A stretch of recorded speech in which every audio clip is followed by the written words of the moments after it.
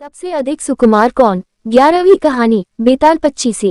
गौर देश में वर्धमान नाम का एक नगर था, जिसमें गुणशेखर नाम का राजा राज करता था। उसके अभयचंद्र नाम का दीवान था। उस दीवान के समझाने से राजा ने अपने राज्य में शिव और विष्णु की पूजा, गोदान, भूदान, पिंडदान आदि सब बंद कर दिए। नगर में डोंडी पिटवा दी कि जो कोई ये काम करेगा, उसका सब कुछ छीनकर उसे नगर से निकाल दिया जाएगा।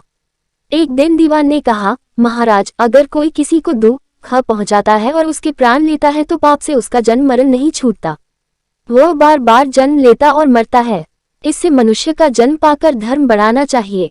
आदमी को हाथी से लेकर चींटी तक सबकी रक्षा करनी चाहिए।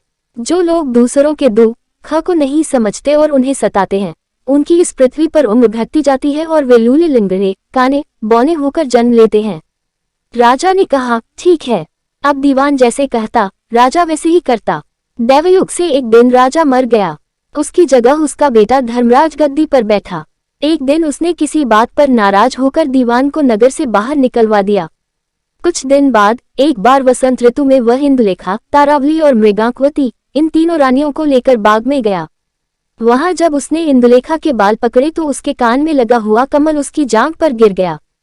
कमल के गिरते ही उसकी जांघ में घाव हो गया और वह बेहोश हो गई। बहुत इलाज हुआ, तब वह ठीक हुई। इसके बाद एक दिन की बात की तारावली ऊपर खुले में सो रही थी।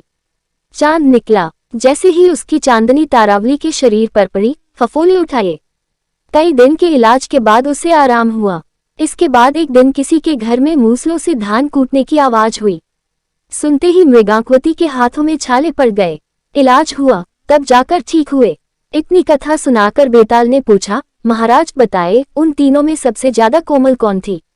राजा ने कहा, मृगांकवती, क्योंकि पहली दो के घाव और छाले कमल और चांदनी के छूने से हुए थे।